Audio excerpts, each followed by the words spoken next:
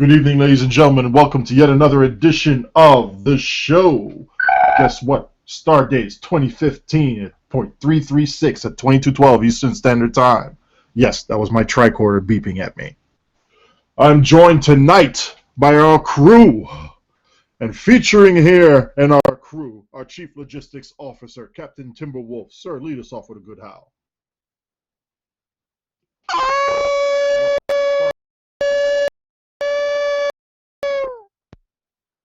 Yo, who fed you all sorts of freaking turkey and ham? That was particularly good this week. I don't think I my know, headset's right? working anymore. Wow. I I'm can't off hear. my meds and they slipped me a porterhouse. I'm just saying. Mic check, and I still can't hear anything. Crap. Oh, okay. All right. Now that I have one of my ears stopped bleeding now, I need the medic to look at that one later. Speaking of medic, our chief ironic medic, Captain MK. Oh god, dead computer. It's been a week. Yes, you're going to give us the very, very, very brief announcement on what's going on with the AMD stuff, aren't you? Well, yeah, I can just say that the whole Crimson Initiative is maybe not as cool as AMD wanted it to be. There are a lot of bugs. There's the STO AMD bug that makes things disappear. There's also a fan speed bug that's killing AMD cards and a lot of other fun stuff. So be careful and don't always update your drivers right away. Thank you for that public service announcement. I did say announcement. It's announcement. Yes, I know. Our Chief Intelligence Officer, Captain SarcasmDetector. Hi. Yeah, I know. It's that type of week. Can I get some gravel from you too, please? Oh, I'm not that grumpy. I'm just alternatively happy. I see. Our Chief Instructor, TeacherKirby. Please tell us you have some lessons for us tonight. I do. I have some good lessons about how to change your auto fire mode. Ooh, should be interesting. Ooh, yeah, and please, could you go light on the whips and chains? I mean, the last couple of students are kind of complaining a little bit. So. How to use a Klingon pain stick. Yeah, Klingon pain sticks. There we go. Ah, yeah. Speaking of pain, our Chief of Cheesy Tactics. The ruler. Yeah. Our Chief of Cheesy Tactics delivering us a lot of pain tonight. Captain SOB, how you do? Oh, I am doing great. I know you're doing great. I'll be doing much better tomorrow. I see. And how many people will be hurting after this? I don't know, but I have a few swimming pools ready. I see. And our Chief Emergency Role-Playing Hologram / Immersion Officer on duty, Captain Allen. Good evening. You seem to be a little bit chipper. Did you fix your logic circuits again? I'm always chipper, yo. Oh, by the way, how do you like Cryptic's wiring job? Oh. Oh. Don't start that. I know. Good God. Hey Alan, I got 2 words for you. Crosstalk. For all of you out there that's watching, hashtag Alan triggered. Just saying. Yeah, we'll put up the picture on there just to see what mayhem we're talking about there. So it's good stuff. Yeah, it's really good stuff. You made the guy flicker for a couple of seconds. I've never seen that happen before. Yo, he flickered and then I know, right? into that one. Anyway, let's actually go into the actual show itself. Before we actually get to the big meat and potatoes of the winter event, and then even good news, bad news, dire news, we're going to say this about STO. STO has been nominated for a Reader's Choice Award on MMOsite.com. So, folks, if you haven't, we'll put the link in the show notes, but just go get to there. Vote for STO. You like STO, you appreciate it. Vote for it as a Reader's Choice. That's my public service announcement to you. Can I just say something really quick about MMO? The past couple of weeks, I've actually been trying out Star Wars Old Republic. Traitor. and I've been playing free to play, and talk about triggered. It has actually made me appreciate STO a lot more. Old Republic's free to play model is just whack, totally whack. Like you have 200,000 credit limit. Anything after that goes into an escrow. If you want to pull out of escrow, you got to pay with cartel coins, which is the equivalent to Zen. If you're free to play, there's certain purple items that you can't use. Like there is a lot of limitations to I think what they you limit can the do. tray size too. A couple Yeah, other really annoying things like that. yeah, it's like once you hit level 20, there's a drop in um, in the amount of experience. Like you actually the experience that you gain each every time you kill something is reduced.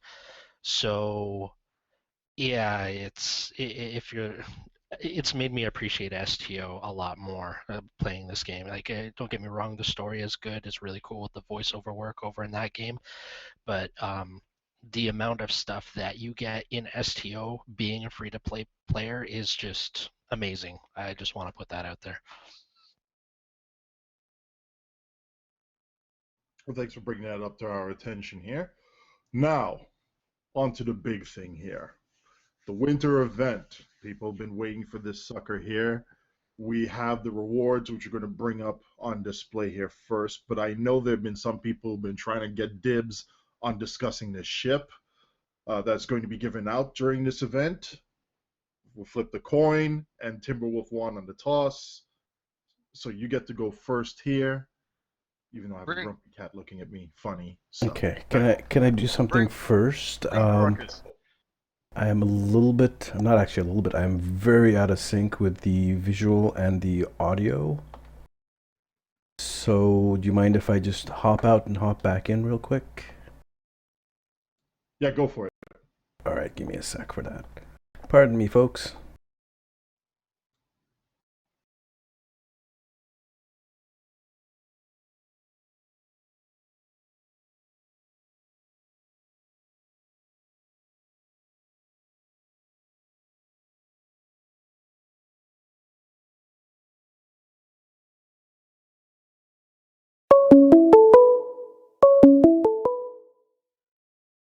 Emergency to address on Monday night. That's quite a It was, tongue twister in and of It is quite a tongue twister. It the is. emergency. Yes. No comment. Okay, I wish you had not resent me an invite. Oh, don't send you the invite? Do not send me an invite. All right. He will invite himself. Oh no. I know, right? No. So apparently.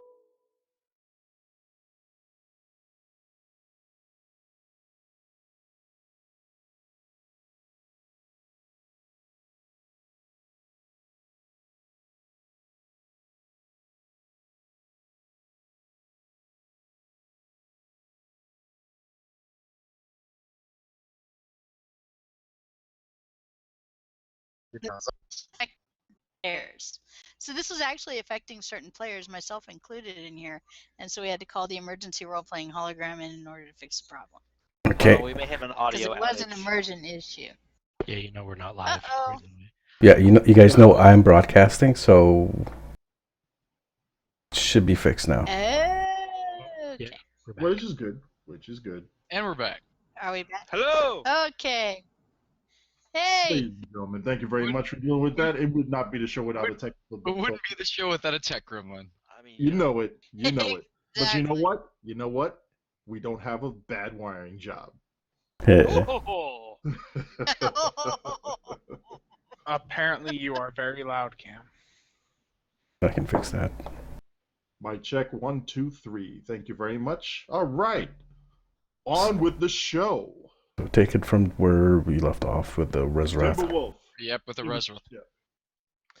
All right. With the Rezreth. Well, we had our ship, of course, announced. It was no big secret what it was because it was leaked in the Admiralty system months ago. And it's the Breen Rezreth Dreadnought Cruiser. We got our stats earlier today. I gotta say, to me personally, and I've had other people bring up what it reminds them of, to me, this ship, as far as its layout, is very reminiscent of the Odyssey Operations Cruiser from the C-Store, as far as its console layout and its bridge officer layout, with a few tweaks. To me, overall, this looks like it's going to be a decent ship, not going to be any record breakers. I have heard some grumblings from one of the agronauts it might be a very good tank. But let's at least dive into what we're seeing from the stats. We're seeing a 1.15 shield modifier, a crew of 1,800, which is a large crew, a 4-4 weapon layout. Of course, our consoles are 5 engineering, 3 science, 3 tactical. But the bridge officer layout, what I was referencing, you've got a lieutenant tactical, a commander engineering, lieutenant commander science, an ensign universal, and a lieutenant commander universal command. The reason I say it's reminiscent of an Odyssey from the C-Store is, with the exception of the command hybrid seating and 1 extra science seating, it's exactly the same as what you see from the Odysseys. It's just an extra science slot, and you get a hybrid seat. But that's why I also say a lot of those builds will work for this ship when it comes to bridge officer seating. Plus, with the universals, you do have a little bit more flair for changing it about. I've heard some grumblings about an Ox to Bat build here. Ox to Bat would fit fine.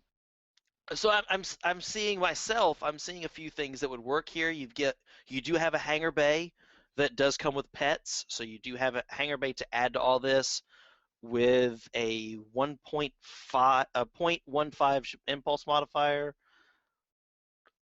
I think the base turn rate looks about average for this size vessel. From what I've been hearing, some of the grumblings, it's not going to be a top tier DPS ship, or too few console slots. The one thing I will say when it comes to things like tactical consoles, it might only have 3, but for me, since it does have crit chance boost in its Starship ability package, the crit chance will make up for a loss of attack console. I still see this thing doing quite well, especially being a free ship, and it does have options. I would like to see, from what I've heard from the agronauts, I would like to see how they build it as a tank vessel, to be sure. But I see it as something that's going to be very interesting, and a lot of players might actually get to use this a little bit more than they originally thought. It's going to have its cons to it. I mean, it's going to be a very large, very slow vessel. And with command, maybe not a lot of people are going to find a lot of uses for command seating on this ship. It depends. But I see it as something that people can use. I mean, it's not fantastic. I know a lot of people were looking for an Intel seat on this ship. Command's not bad. It's just not as great as Intel, in my opinion. The console, that's just interesting. That's going to be worth testing, but we've got something that's going to grant an energy charge for each foe that's within 5k of you. Then it's a AoE electrical attack. Not bad. It's a passive boost of power levels and max hull. It's just going to be, we're going to have to see what its output is, how it's going to work with the console set bonus they've added it to. What I find interesting also about this is the Starship trait, because when you're using Power Siphon or Tachyon Beam, it's giving a maximum power level boost and a max shield boost. And a lot of people have been saying this with greedy emitters, basically having those 2 Starship traits together on a science boat would be a great combination. Once again, it's going to be worth testing. This could also work in support along with the Geneva trait, the science trait for Tachyon Beam. Yeah. I mean, overall, in my opinion, I could throw one of my Odyssey builds or something similar to it on this ship. It's going to be good. It's going to have some decent survivability. It's going to have some decent damage output, and I'll be able to play with pets, which is something I'm not used to doing. And I'm going to like that aspect. But that's me personally. I'd love to hear what Cam or McKay would do with this, because I know Cam does a lot more theory crafting than I do. I'm absolutely going to pick this up. Play with the ship as is, play with the trait. I think I'm actually going to use it more for a tactical tank, a bit more of an offensive tank with some debuff abilities using that command seating. People knock command a lot, but when you actually have it for more of like a DPS/DPS support role, or a full offensive role with kinetics via concentrate firepower, or a shield drain using overwhelm emitters, or a debuff using suppressor. Was it suppression fire? Suppressive fire? I think it's suppression fire. And then people also say about rally point marker. It has its nuances, but when you can play it right, you know, that's a lot of abilities you have at your disposal that'll work. Some are more situational than others, obviously, but in the hands of a skilled pilot that's able to take advantage of it, it'll be very devastating. So a lot of people look at it and say it's not intel. Yeah, you're lacking the absolute raw firepower that you get with OSS. OSS and Surgical Strike. SS3 at least is reasonable. I don't Right. think SS1 and 2 can get out of their own way, but Right. Okay. So you have SS3 and you have OSS, and what else do you have from Intel? well, Transport Warhead? I'm sorry. The EMP. Yeah. Hey, we have some reports that the video isn't showing who's talking, Cam. It says you left the video call still. We'll have our video up shortly. Yep. The one thing also about command in a support context, any support guys out there that haven't tried rally point marker need to try it. It's actually kind of cool, and it scales about as well as engineering team does. In other words, RPM3 throws down roughly the same amount of hull healing that ET3 can, at least on my boat, or theoretically, at least on my boat. I can't run command skills on top of that. So definitely worth playing with. I'm hoping that the next flagship, when they're released, actually comes with command seating for that very reason. I really want to run RPM on it.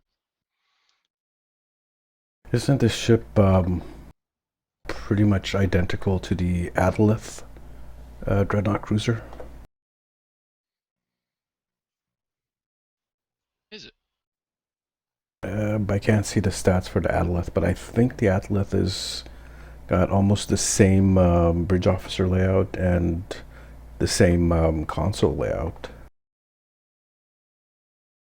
It's got the same console layout. It's got the Adalith has a lieutenant tactical, commander engineering, lieutenant engineer intel, a lieutenant science, and then a lieutenant commander universal / command. It's similar. Okay, so the Adalith is a hybrid. It's got the intel seating on one of the lieutenants as opposed to this one, which doesn't. Plus, the Adalith does not have an engineer. It just has 3 lieutenants, a commander, and a lieutenant commander. Close enough. But from what I'm seeing here, this does have a lot of potential. I mean, personally, for me, you could run this as something where if you're a broadsider, you have that third science slot. You could pop in an energy siphon on certain high-powered targets. You could pop a gravity well. If you've got a lot of small targets before you turn to the side and broadside all of them. And that's something I've been looking at personally with this. I think this is one of those things where we're going to have to get our hands on it real quick and see how well it actually performs. Now, if I understand this correctly, in order to be able to get this thing, you need to have the 2015 version of, was it the Commendations or the Q Autograph thing? Q Autographs. Q Autographs. The glossy photos was the, yeah. The glossy photos of Q was the original winter currency, so now they're doing a 2015 version of those. Man, Are it's we the able to worst. use the previous versions for this? That remains to be seen. Yes, officially no, but that remains to be seen because there was the issue with the summer event. So, cross your fingers. I see. So we will see what we have here. In the meantime, I don't know. Anybody else have any comments on this ship as far as what their initial thoughts are, and are you going to actually try this thing out on a decent shakedown? Looks like a lobster. It's the battle lobster. It does. We, It's are, the Breen, what do you I expect? think we it already would be have. a great rainbow build. We already have a battle lobster, and that's the Talshar adapted destroyer. You should put one torp on it and call it a torp boat. Oh, wow. Okay, well, let's actually give some decent advice on here. This is the show after all. We have higher standards. Cam, are you ready with your franchise announcement on EPS as DPS so we can sell more of these consoles and break the bank? And yeah. Yeah, exactly. We'll control the auction house that way. Yeah. Just so everyone knows, I'm peddling EPSs now if you're interested in buying. Anyway, all right. So aside from buying this ship, you will also be able to compete in a couple of races. You get your little snowball fights. Are we gonna actually have a snowball fight this time? Like an actual snowball fight, or are we just using the guns from last year to just blast stuff? Guns to Well, I blast mean, you stuff. can have snowball. You can pick up snowballs and throw them at people, as well as the unmelting snowballs you can throw at people. So if you want to have a snowball fight, that's a doable thing. They will do damage to enemies, but the guns and other assorted items, weapons that you can buy with the winter currency is going to do a lot more damage. Including the Gotcha. new Iconian themed devices. Yes, those look Or like our newest fun. pal, the Snowconian. The I'm just Snowconian. gonna leave Oh, it it's off to so the side and walk cute. away slowly. Timber is scared of the Snowconian. I'm going to step way the hell back and watch somebody get cut up by a candy cane batleth. That's it. Well, I mean, Timber is just worried that he's going to get the Snowconian syrup in his fur and it's going to get all matted. You know how long it takes to brush? And he'll have to go in for another waxing. Do you know how long it takes to brush when that stuff gets in there? Especially with that new caramel gun that they have. Well, you know what? It gets Oh my god. I got a solution for you, though. You could buy some of the new Space Barbie outfits that they have there and cover it up. Yeah, this is true. Well, he just They are got recently This is- waxed. He just recently got waxed. I don't think he's got to worry about that. It's going to take a while for that fur to grow back in. No. I've He already goes got a back full in the coat. accelerator rush. Yeah. It takes about 2 days. That was fine. This looks like we're going to have to either nair you or use some kind of electrolysis. Good luck, sir. Okay. All right. Now, before this turns over into some dark corner of the universe where nobody wants to go, let's actually go talk about another ship that. No, we're not going to The the Jupiter! Alliance. Yeah, we're actually going to go to talk about the Jupiter? Jupiter. Yes, we're going to talk about the Jupiter. Oh. We're going to talk It's about the a big Jupiter fat kid. and what you missed from me last week about Transport Warhead. Really? Oh. Do Oh I boy. have to go Cisco on you here? Duck and Do I hide. really Duck and have hide. to go Duck and hide, Cisco cover, on you here? Issue the pimp hand. Anyway, I'm Odin has been triggered. I'm going to save the Garrick pimp slap for later. I'm going to save it for the right time. I'm calm, I'm cool, I'm collected. I've also been noticing in a couple of logs that the Transport Warhead 1 for your pets do more damage than the player version of Transport Warhead 1 for the equivalent torpedo. Go figure. Is this working as intended? Uh-oh. Is this working as intended? Really? I'd like to know. Can somebody get somebody on the horn on that? Well, I mean, really though, transport warhead, they're not really torpedoes, Odin, so I don't know why you're concerned. You don't fire them, you just beam them to the bridge. You guys just have it wrong. It's transport warhead, but it's those little sour candies. Yes. So why are the sour candies doing Sour more than a live candies? weapon?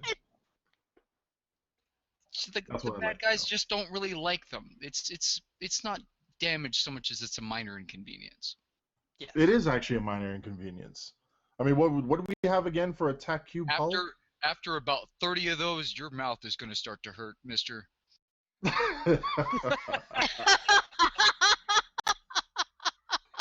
You were going to leave that in. Okay, aside from the transport warhead and the trait, how is the ship?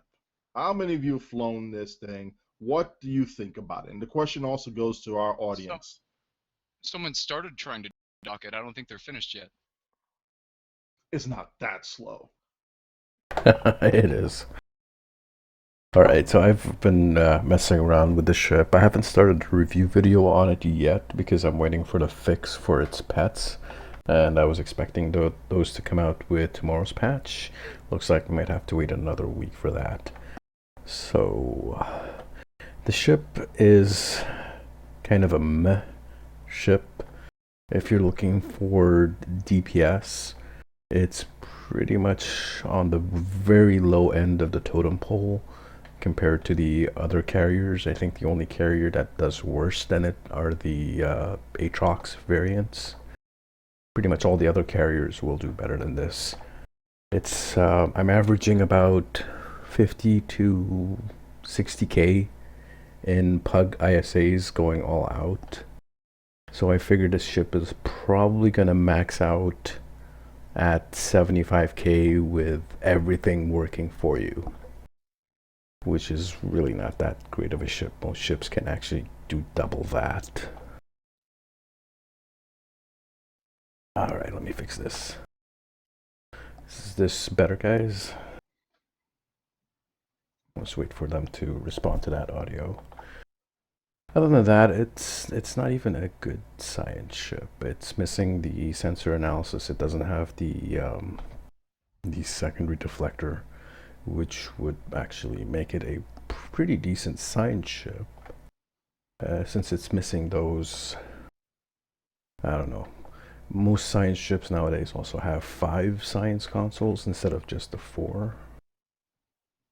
You can actually get it to move fairly decently with some of the movement traits, plus an RCS. So it's not that bad. I think I've got mine turning it around between 18 and 19, depending on what I have fit on it. Really, I'm not that impressed with the ship. Not at all. Oh, well, here's the thing, though. I mean, a lot of people say that it's a science carrier. Isn't it just a carrier that's psi heavy? Yeah, it's definitely not a science carrier. Lacking SA and lacking sub-targeting officially defines it as not a science ship. Oh, it does have the sub-targeting.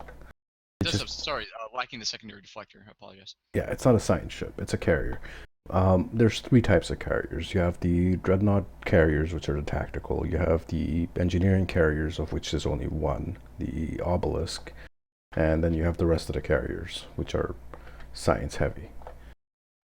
So, if you're looking for science, you really want to get a science ship, not a carrier.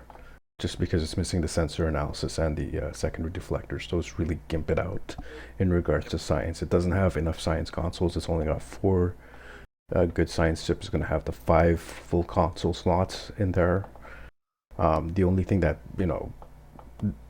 gives it or should give it an advantage is its hangar pets, and these pets are bad. They're buggered all to hell. Like pretty much all the recent pets, their AI is terrible. They try to broadside with their cannons. They don't listen to commands. They're slow. They don't go to full impulse. They go and do their own thing. So hopefully there's going to be a fix to pet AI soon, because otherwise the only advantage that the ship has, the pets, are really bad. Transport Warhead. Buggered all to hell. Yes, Loot Quicker. I agree. Yeah. Now, here's my question, though, being a complete noob to carriers here. How many pets can you have out at one time with this carrier? 4. Depending on which type of pets, though. Okay, so we're talking large frigates, you're just 4. Yes. Wait, 4. I thought I was launching like 12 Yeah. the other day. And then you're launching fighters. It's two bays and 2 frigates per bay. You launch them one at a time. If you have fighters, then it's 6 per bay, and you launch 3 at a time. Gotcha. Okay, so if it's fighters, it's 3 at a time for a maximum of 6 per bay. And it has 2 bays, so there's 12 fighters out there. And if each fighter throws out a transport warhead 1, you'll get a maximum of, 12 times 1 is 12. And if you double damage on that, 12 times, that's 24 damage. Awesome. That's so OP. That mm, needs to be nerfed. That's 24 damage that you didn't have before. You know I shouldn't cry. Okay, but seriously, no, there are actually people who were saying they were getting somewhere anywhere between 10 to 20K off of their transport warheads. And the reason why I'm focusing on that, because it seems kind of fishy that they were getting that many off of it, and I'm looking at the transport warhead data based off of the logs that were submitted to me, and I'm looking at transport warhead 1 for a photon doing more bloody damage than the transport warhead 1 for a player for the same type of torpedo. And I'm going back to this for a reason. And I'm looking at this and I'm thinking, are they either A, half stealth buff transport warhead, or B, somebody put the decimal place in the wrong place for these things? No clue. But that brings us up to a little segue here and I'm going to skip over the patch notes because this will lead up to it here. Why is it that we as the players have to keep testing these things out whenever there's a new adjustment or a patch note that uses ambiguous language to say how much or how little this weapon does or this ability does? I mean, we're saying, all damage, is this a Cat 2 or a Cat 1? Is this, significant? Is little? Is major? It's minor? We're trying to figure out the cryptic math here. And when we're doing this, we're trying to translate loosely used verbiage into mathematical numbers. And we're not seeing the consistency with this loosely used verbiage here. Because all damage for something like Subwarped Sheath does not mean all damage like the Iconian 3-piece set, or is it 4-piece? I forget which one was the one to tip.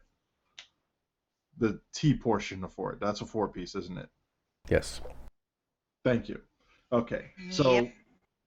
what is it? I mean, we had our chief engineer put out his notes, which we'll link here into the show, for the damage categories. And I'm telling you, for all the folks who have done this before in the past, who've helped, blaze this trail to where we can actually have this more or less organized, thank you. But again, why is it so cryptic when we're trying to figure out what these abilities mean as far as real numbers whenever they're being put out? I see what Discuss. Oh, he's being punny.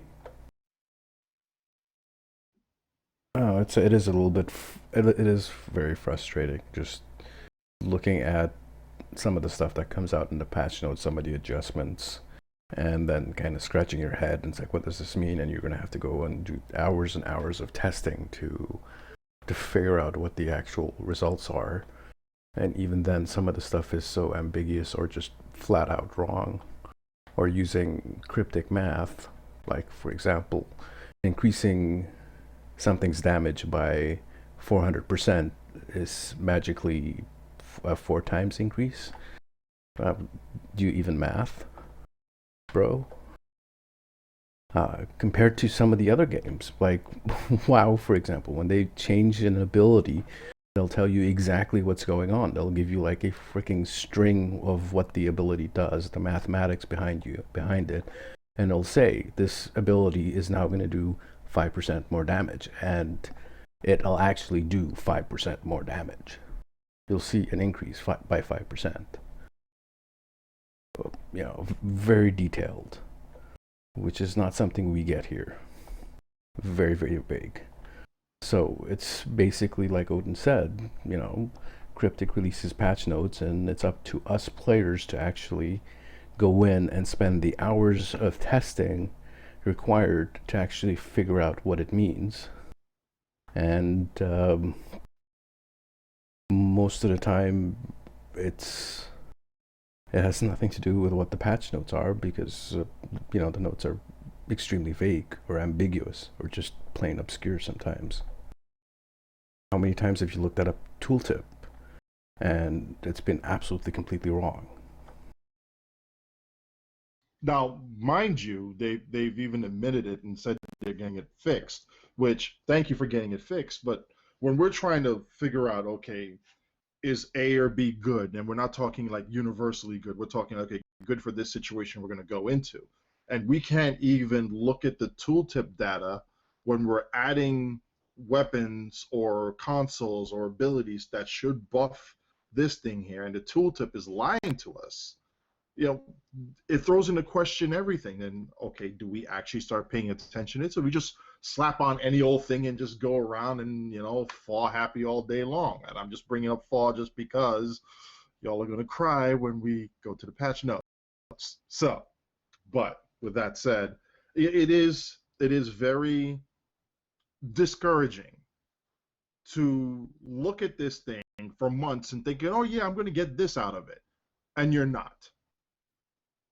And when people start spending real money to attempt to get an upgrade, thinking it's going to upgrade this weapons platform or this weapon or this console, and you're going to get this value out of it, and it turns out you're not, you should have went with the other option instead, you get frustrated. You get very frustrated. And we're trying to avoid that as much as possible. If we have everything up front, people will be like, okay, I see what the options are. I'll go with this now. And then next week I'll go with this other thing here. And then, you know, people might actually enjoy it. Mikey, go on. Oh, no big deal. It just reminded me of one thing that I don't know. It's come up a few times before, but it came up again for me recently. I had just picked up the A.R.I.P, the Advanced Radiant Anti-Proton Beam, and noticed that it's 300-ish K per upgrade tier instead of 200-ish. And I don't know, it seems kind of, that's already a piece of rep gear that takes Dill to obtain and Marks to obtain and things like that. The fact that it's insanely expensive to upgrade on top of that, and the fact that the upgrade system is a chance type system, you know, I really think some of those upgrade tier costs need to be heavily normalized. 300 plus K per tier is unreasonable. Per try. Per try, exactly, per chance. If it's going to be chance based and you want people to obtain various pieces of gear, try various builds, things like that, makes it kind of unattractive to upgrade if it's going to be that expensive. That's been the case since the upgrade system had been released. It absolutely decimated all the rep weapons. They're absolutely way too expensive. They were already too expensive. It's just something that was right on my mind. That's the only reason I really said it. Not that it's, you know, terribly topical to what we're talking about now, but it's just something I noticed, something to bring up again. Well, it is related though, because when you're looking, and this from the kinetic community, we're looking at the enhanced biomolecular photon torpedo. All of these special torps, yep. Yes, the secondary effect, the incubation, and all weapons that have incubation on it, it turns out, are falsely reporting their buff from radiation damage. They're actually not receiving any, even though the tooltip is telling us, oh yeah, you guys are receiving a sizable increase that matches 1-for-1 with the percentage increase off of this console, like the counter command multi-conduit energy relay or the 2-piece Delta ordnance set. Yay, radiation increase. Oh, turns out that's not true. I'm going to comb through my logs just to make sure, I'm not, seeing things funny, but that's there. And it kind of is disheartening to say, oh, this has been incorrect information all along. I didn't receive a single buff whatsoever. So I guess it burns even a little bit more if it costs you a lot to upgrade whatever piece isn't working. Exactly. I would have made a different choice. It does. Yeah, So all those I've been folks there. who are getting the biophasers? The heavy phaser turret and all that, thinking incubation is actually going to do a little bit more damage for it. Not like it's all that much, but every little bit does help. What about all the people that upgraded their CC armor because it worked well with the shoddy? Oh yes, Now, yes, that's going to be a hurt. Again, I completely understand the change. I get it. But a lot of people have predicated builds on physical damage because of the CC armor. It's kind of a nasty change. And this is actually going to bring us straight into the patch notes. Cam, I don't know if you're able to display it on there, but I'm just going to read them straight off. Okay, give me a second while I just remove the chat window. Bear with me, guys. I'm gonna. Kirby is not Lita. You saw that, huh? Just for the record, we had her checked. She's not Lita. She's not related to Merlita. No, she's much more sinister. In any case, though, I'm just going to go through with the general stuff here, the things that we don't actually need a visual for, because we want to highlight a couple other things here. One of the major issues that people have been complaining about with the ships disappearing when they're doing any transitions between maps or the next map in some things. Corfez was a big one for this one as well. Oh, yes, the invisible ships in Corfez. Yeah, so supposedly this is going to be fixed, and this will be a good quality of life there. I do believe, Alan, you had something there as far as demo record may be a workaround for fixing this? Fixing what? The invisible ship bug whenever you change maps and you suddenly get the, oh, I can't see my ship. You know the demo record toggle, Alan?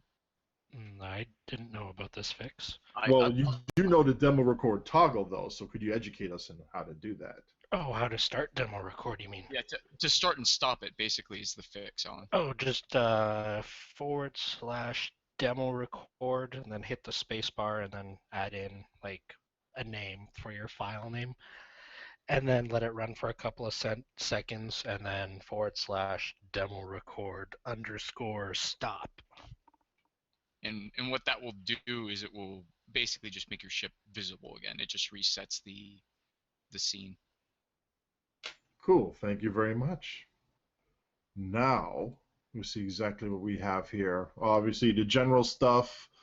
We already discussed the disappearing ships.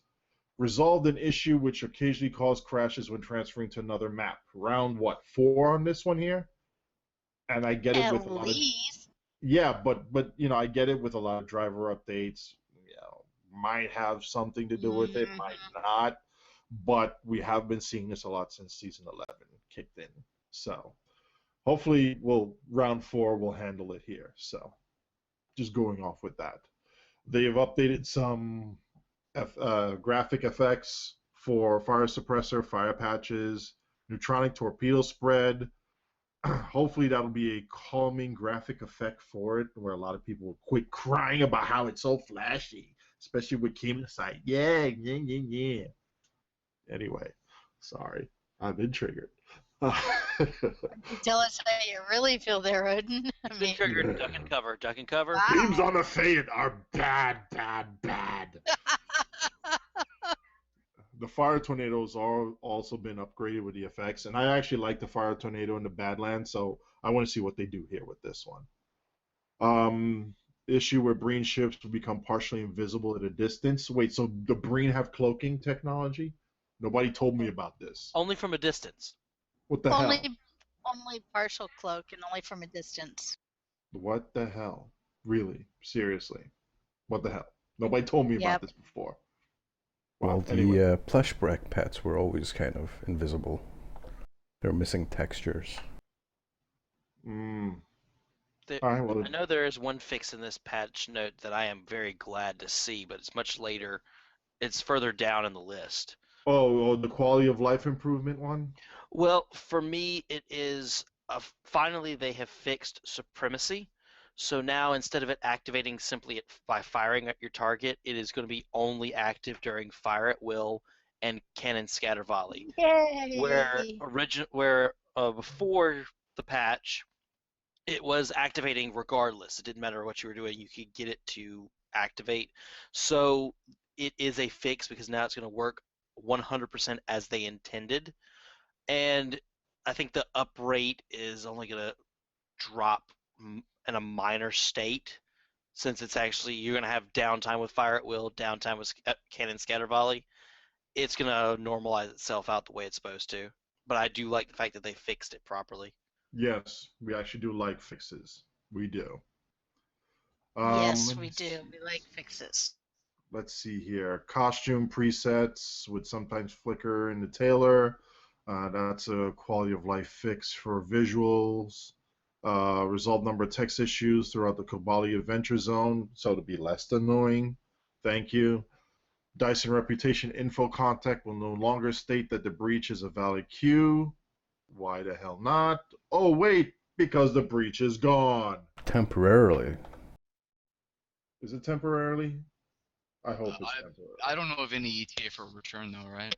Yeah, well, everything they remove is temporarily removed. I don't think they understand what the word temporarily means. It does not mean permanent. But yeah, it was temporarily removed. RIP, no win scenario. Do I need to deliver a vocabulary lesson? Yes, you do. All right, we're starting a Patreon funding page here to send Kirby over to Cryptic HQ. She's going to break out her pain sticks and give a vocabulary lesson to everybody over there. Chop chop, let's do it. The House of Merriam-Webster. Let's get it done. There we go. Okay. So aside from that, I actually wanted to look this one up here, but Cecily Adams has been added to the memorial list there for folks that we've lost on there. For those who don't know Cecily Adams, we're going to put a link in there in the show notes so you can read on the life of Cecily Adams. Cecily Adams was Moogie, right? Mama Moogie. I think she was Quark's Moogie. Yep. Moogie? She's a tiny little thing. She was tiny. She is. Like I could actually pick her up. I'm and go, 4'10", hey, and she's even tiny by my standard. So. Yeah. So I actually looked that up, and she passed back in 2004. Yeah, I wonder what happened. So I think that was just an oversight. Had to have been. But So I wonder either if there's anyone else that Cryptic might be missing as far as a past Star Trek celeb, someone that's not on the monument. And so, guys, if there's anyone that they are in fact missing, we'd like to hear about it. You know what? Let's do a call to arms for all the fans out there. If you see anybody who's been involved in Star Trek in some appreciable way that has passed on, is no longer with us here on planet Earth, please send a message up to the forums, post a link on there, and we'll get it started just to make sure that we have everybody covered, and they should be honored appropriately. With that being said, let's go ahead and get the QQ out of the way, because we know everybody is itching and biting in the chat, and all our viewers. They wanted to. Hold on. Let's get the buckets out. I'm just saying. Okay. Prep the buckets. Let me just go through the little fun stuff here first. I mean, there's going to be quality of life improvements like, hey, look, your mail, you can actually do multi-checks and delete stuff all in mass. So don't accidentally delete your stuff on the exchange. Oh my god. But yeah, that's a huge thing right there. Also, whenever you start all of your R&D stuff, remember when you had to slide the slider from 0 to your maximum? It starts out at maximum now. It does. That's gonna be a mouse saver. And Yay! I want to say that it was the community that motivated that change. Even I think there was a thread I'm or so something. happy. There was So- yes, there was a huge So congrats to whoever pointed that out. That was a great one. yes. Thank you very much with that one there. Are the buckets ready? Do we have the popcorn out? The buckets are ready. Popcorn's been passed out. Let's These go ahead and critters hit it. eating it in Here chat right we now. go. It's not going to get any worse if we delay. It's Oh. It's absolutely not. not. Really, I was And trying to get everybody settled Not. down. half of the QQ is based off of, oh my god, nerfs! Ah! So let's just Okay. go ahead and get it out the way. All right. Wow. First off, I want to do a special shout out to the chief engineer, Vel at Jarvis and Alfred, who saw this thing from the get-go when I was noticing a couple anomalies with torps and I couldn't figure out or make heads or tails out of the log. He taught me how to read the log. At least gave me a basics off of it. And then he noticed this thing here. Uh-oh. And Grumpy's going to say something to me. Which is the small radius. Yes, the small radius one. Yeah. Okay, so what this first one here is, this was completely unexpected. What happens when you're firing off a torpedo spread or anything without a targetable torpedo, there is a additional AoE explosion that happens, and it's really small, only like 1/3 of a kilometer long. It didn't do any damage or did minimal damage. Like literally 27. Something like that. And it was actually causing extra calculations, extra proc chances as well. So you fire your torpedoes. This is just a basic explanation. You fire a torp spread, and you have the 20 torpedoes flying off, and or 15 torpedoes, or however many torpedoes. When they hit, each torpedo would do its own calculation, and then there'd be the second small radius, the secondary AoE happening, and that would cause additional calculations and procs to occur to anything within that 0.3 kilometers. Now, if you have a bunch of spheres or NPCs all grav well together, you can see where I'm going with this. Where you're firing off a torp spread that has 20 torpedoes on it, and on the combat log, you'd see something like 200 procs going off. 200 procs plus secondary procs plus those explosions, and any target within 0.3 kilometers from the target that got hit by the torpedo also had a small damage component done to it, which then also had a chance to trigger any other secondary explosions. So obviously the instantaneous calculations during a torp spread with a tightly clustered group was even more than what we thought with this whole chemosite, I don't know, mega nuke when it was really bugged. It was worse. So they're fixing that now. That's Remember, fix number one. This is not just to be viewed as a damage nerf. This is also lag mitigation. Correct. This is being done. This is not all these fixes that we're going to be going over right now aren't being done to nerf anything, to reduce damage.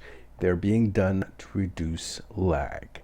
And if you've ever been in a run where someone's fired off a torp spread neutronic and the screen freezes, you know what we're talking about.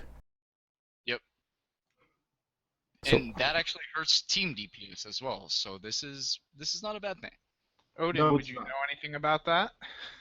Actually, I do, and I even have a video there. It started out as a test video, ended up being a mild tutorial on how to be able to do an output for your combat log to either a RAM drive or to a faster hard drive on your computer, so you won't have to deal with that whole, oh, the client's barfing out all sorts of data and it's instantaneously locking up your screen until the client's done taking all this data and dumping it out to a log file or parsing it within the combat damage window.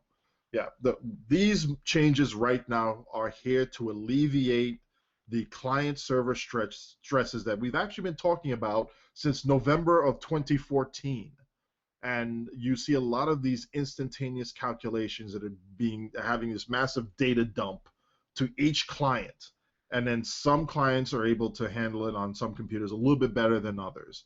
And it's typically write speed on your hard drive and how much the data gets passed through. I'm not sure. Now, I don't know the inner coding of this, but it's partially IO bound. You're correct. Yes, it is partially somewhere in there, some IO input output black that it just the client barfs up after it tries to borrow some CPU time from the computer, and the computer's like, what the hell are you talking about? I got your back, but yo, you're going crazy here. Slow your roll for a minute. And then it goes back to normal. And then everything moves on in the normal rate. Those are all highly technical terms, by the way. Slow your roll. They are very Is actually technical. Industry standard. Exactly. Don't forget about bleh. Okay, so that was the first fix. We have a whole lot to go through, so let's continue. Let's not get stuck on the first one. Second fix resolved an issue that was causing torpedo spread to check its chance to activate twice per activation, or up to 4 extra times at rank 3.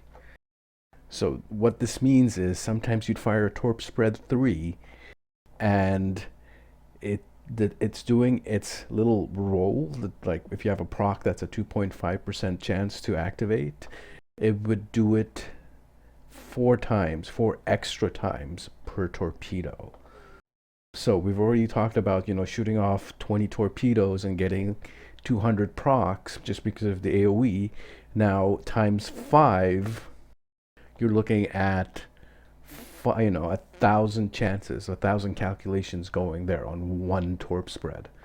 So this has been changed. Right. This change. TLDR checked itself, wrecked itself. Yeah.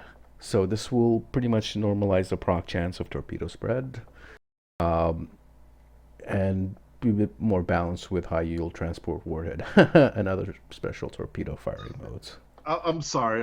Was that sarcasm detected on that transport warhead comment?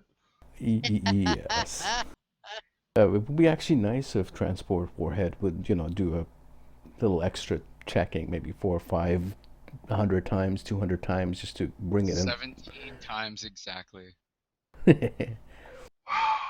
Anyway, so continuing on. That was number 2. Number 3, resolved an issue with Fire at Will, which was doing the same thing to check its chance to activate chemosite-laced weaponry and plasma explosions twice per activation pulse, up to 5 times with FAW3. So yes, plasma explosions from the FAW was proccing about 6 times more than normal. Yes, that was a thing.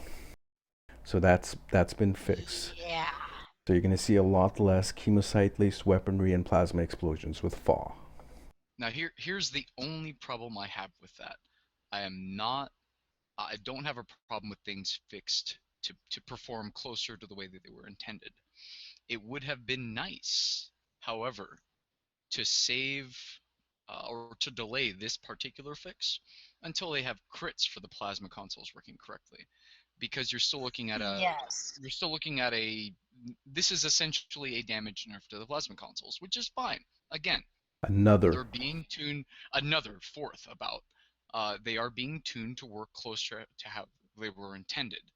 But I am concerned that focus isn't really on returning the crits, because that's also part of how they were intended to work. So until that's resolved, I really don't think they should have focused on reducing the base damage.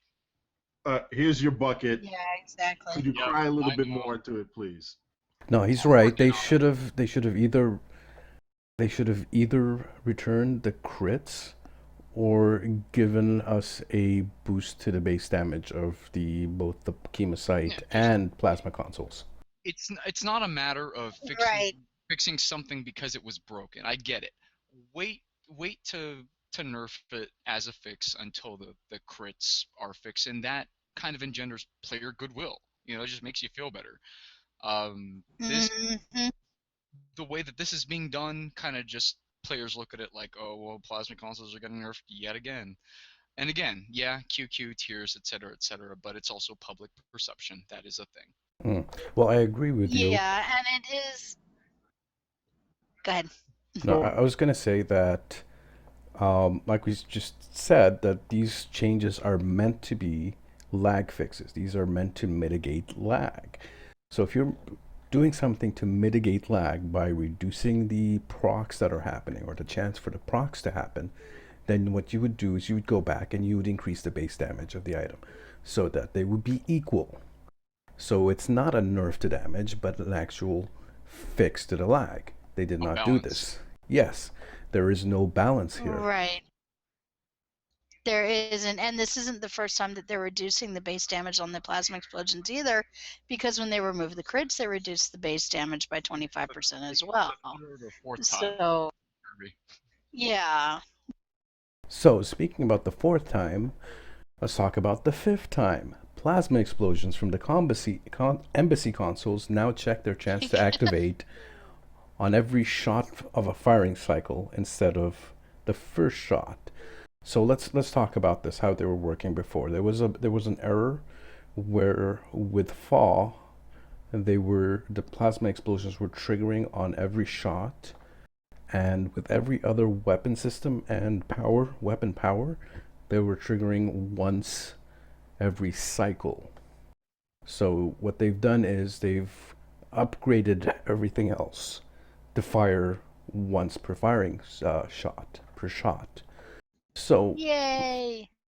You would think that this is a buff, right? So they've boosted the they've basically boosted cannon, scatter volley, rapid fire.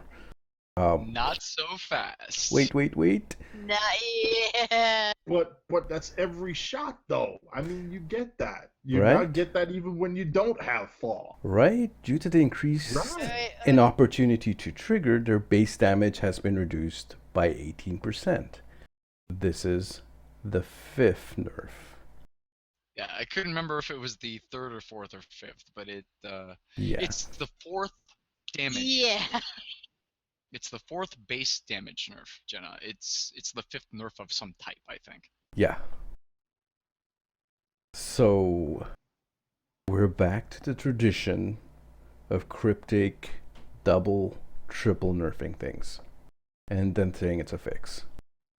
And again, I want to point out the negative public perception that comes from giving the players something that is unbalanced, letting them work with it for a little bit, and then taking it away from them.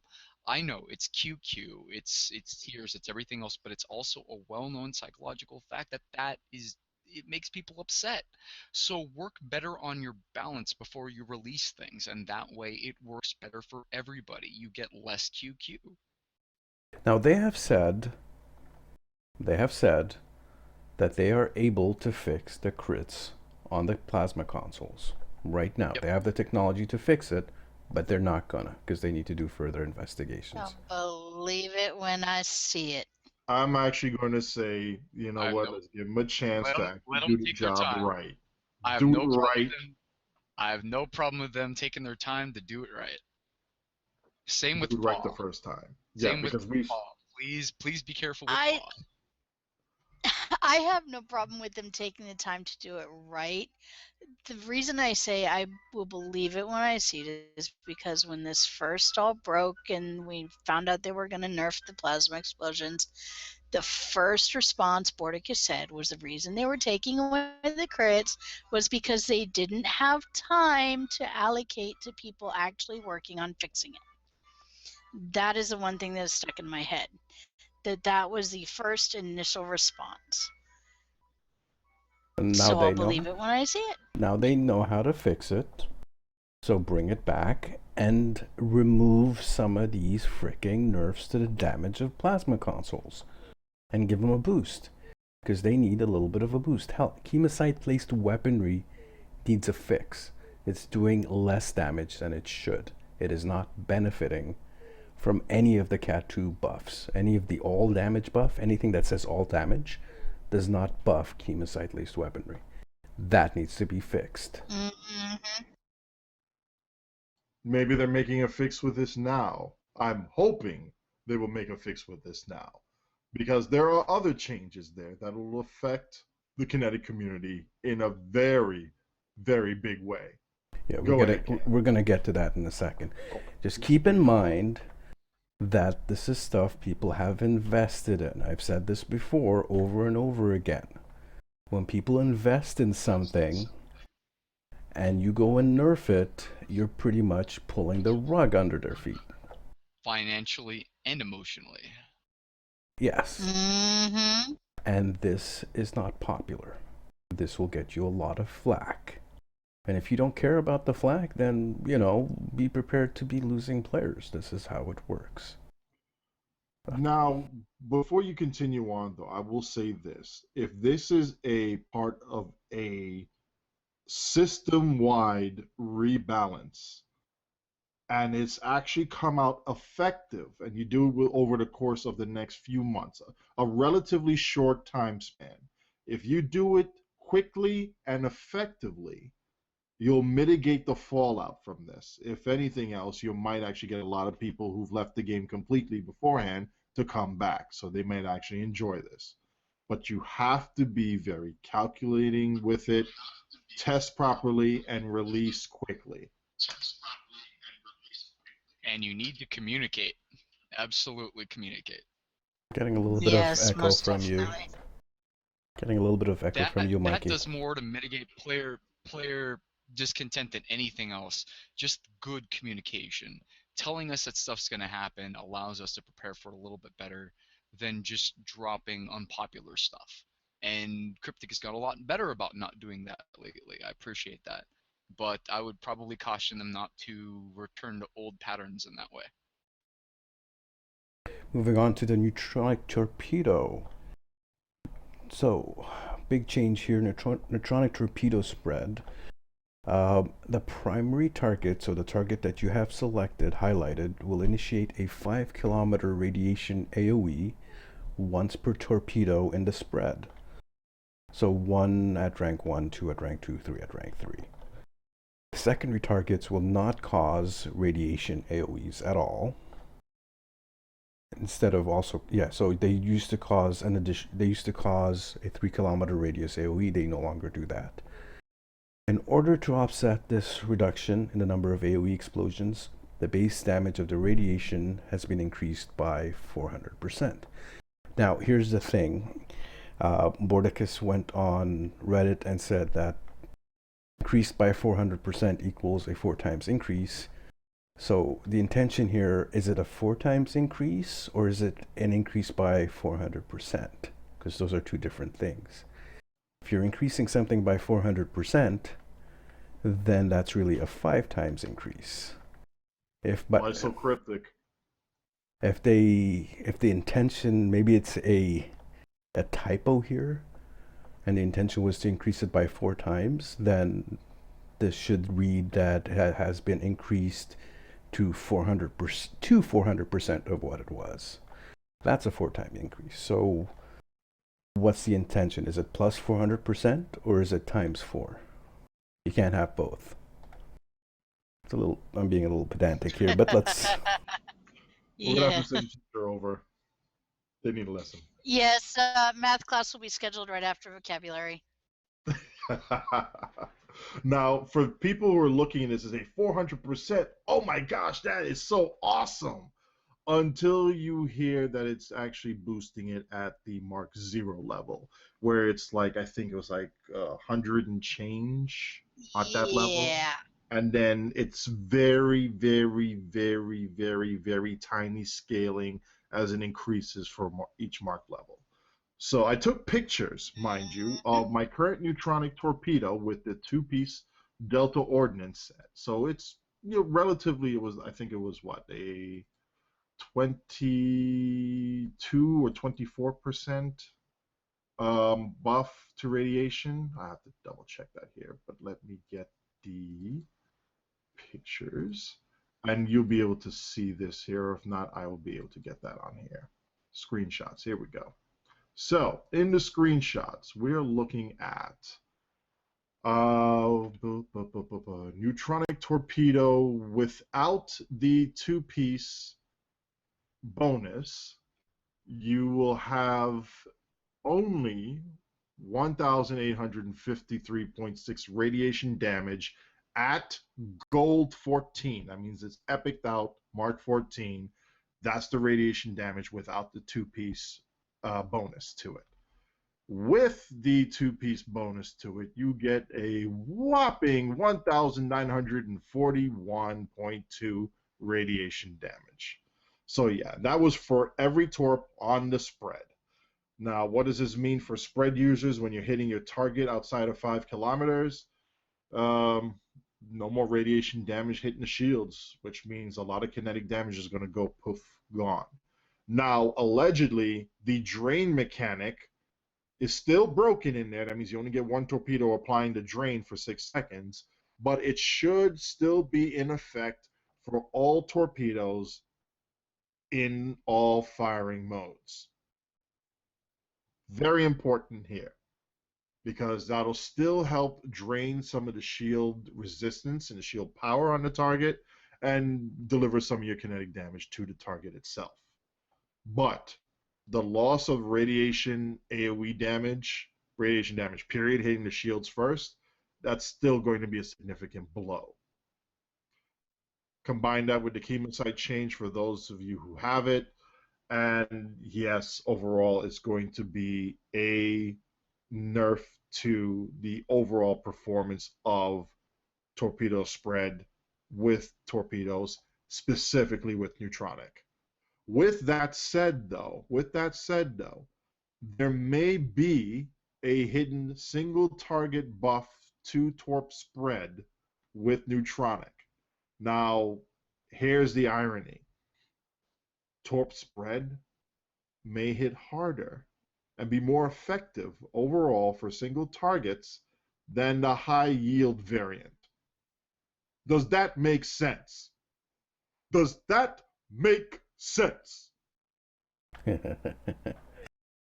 What, are you telling me they made a change and didn't think it through?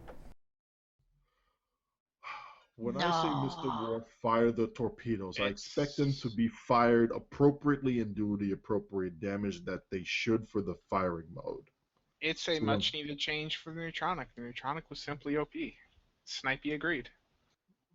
Yeah, you know what? You want to be Here we OP, and go. if you don't get anything that doesn't insta-gib you in 2 seconds because you don't prepare for it, then it's OP. I see how it is. Anyway, we're going to move right along with this. Well, we're trying. Yeah, We're trying. We're moving. So, who is responsible for the nerf on chemosite and the plasma consoles anyway? Well, Is that Snipey? Is that Spencer? Spence and Snipey are splitting the burden there, I believe. Correct. I worked on the chemosite stuff, and Snipey's been working on the plasma explosions for over half a year. Please, everyone that's watching, make note of that. Make note of that. We'll have their Yes. addresses for you later in the show, so we will work with that for you. Ad handles will be in the show notes. Personal addresses, we don't condone any violence, but if it happens, we don't know you. Thank you very much for viewing. Get your We will- sniper we- rifles here. We will laugh at it. Now, if I accidentally slip up and release their IP addresses and somebody's savvy enough to trace them down, you don't know anything. It wasn't from me. Mhm. So let's get on with the nerfs, because the next bunch of them are actual pure nerfs, not actual fixes. The previous ones that we were talking about actually will probably reduce the amount of calculations done between the server and client. The next bunch of changes really have nothing to do with that. So resolved an issue where photonic overcharge was overly benefiting from damage enhancements. That's lovely. It's a good change because you could have like a hit that do did 500, then you go and have that photonic overcharge crit, and suddenly that, which is supposed to be doing 15% of that original hit, ends up doing a few thousand Nice. damage. So it's a good change. Ranged weapons that deal physical damage, of which I think there's only one, are no longer enhanced by the plus physical damage mod on the Counter Command Exo Armor. Rip shotgun builds. This mod only affects melee weapons and attacks. So this is gonna, like we've talked about earlier, is gonna upset some people because they basically tailored their ground build around the shotgun and the Counter Command Exo Armor. Yeah, but I mean, this is kind of oops, we made the shotgun physical instead of kinetic, therefore we need to fix it. I mean, couldn't they just no, it's not an shifted oops. That shotgun was physical damage on purpose. That was intentional. Okay, I get it, but I mean, it doesn't make sense, but I get it. Yeah, but they didn't think about its interaction with the CC armor. They never think of any interaction So of in a anything. Sentinel environmental suit, but yeah, Cam, you're right. They never think of any interactions between the stuff. This is what's Paladin causing... suit, best environmental suit. Yeah. Anyways, I'm starting to get really grumpy here, so let's move on. Let's move on.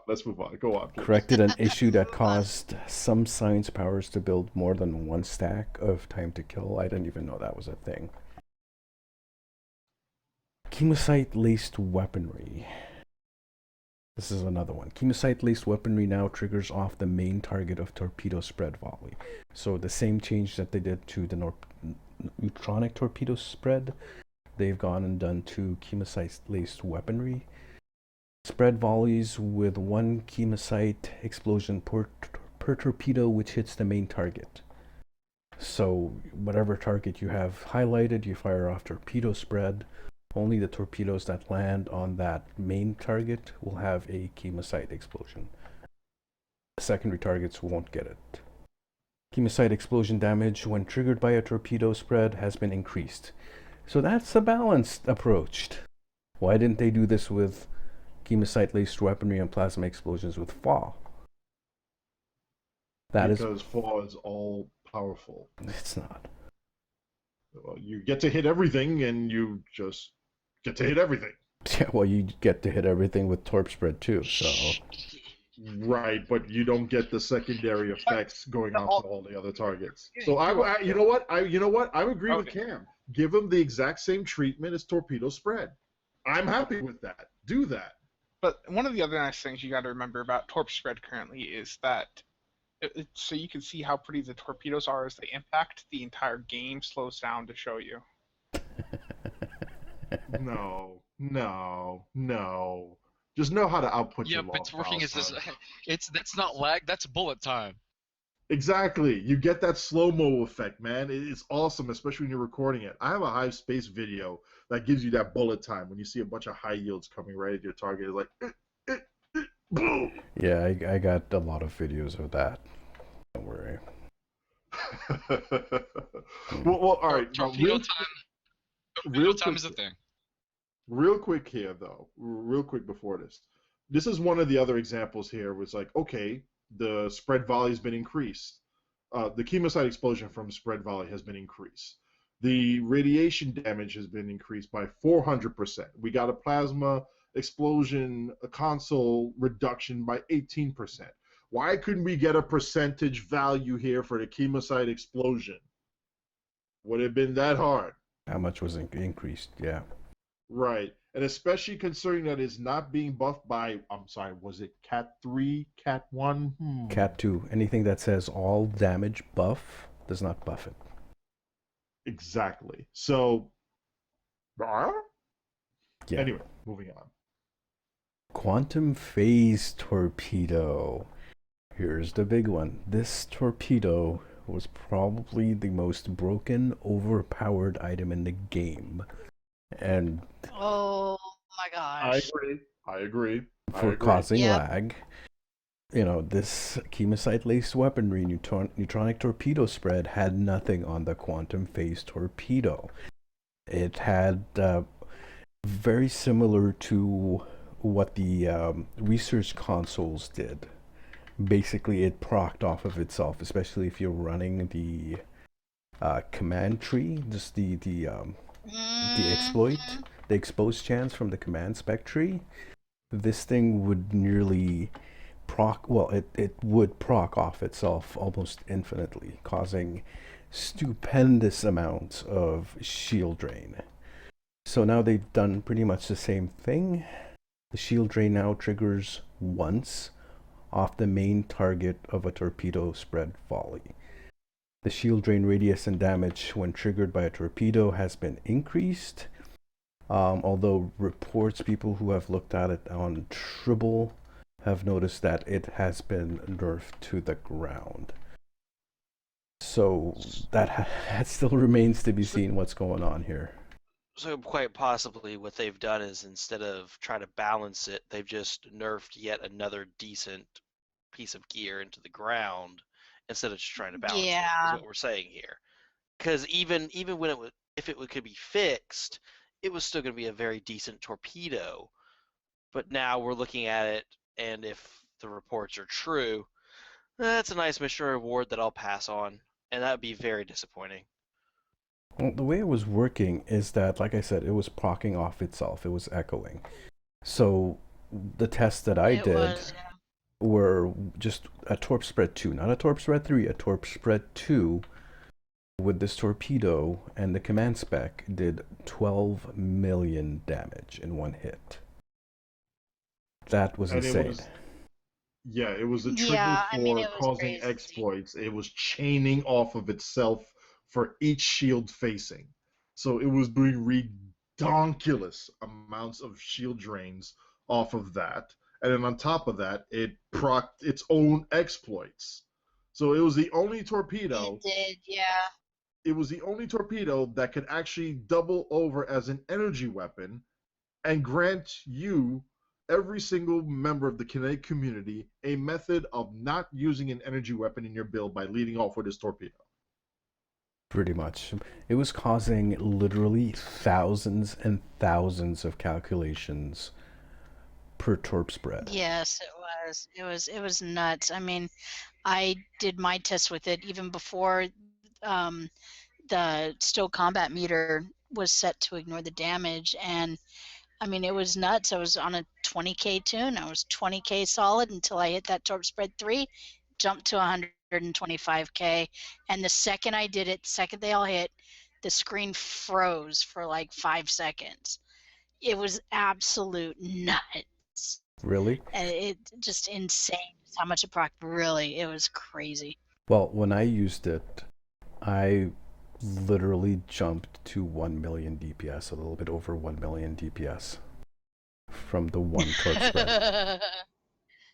So you can see why I believe it, Cam. Yeah. you can see why we went into SCM and we said nope. Yeah, oh, definitely. I can see exactly why y'all did that. Not an issue for me at all.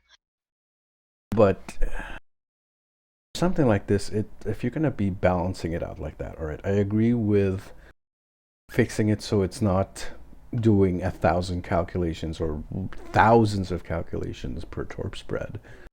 But it looks like it's been literally nerfed from the ground. So they say here that the shield damage or the damage has been increased, but looking at the screenshots some people have posted, it looks like it's been nerfed by like 80% or so. Just looking at someone's posted a screenshot of Torp Spread 3 and the amount of shield drain it did with just the tooltip hovering over the weapon and the tooltip.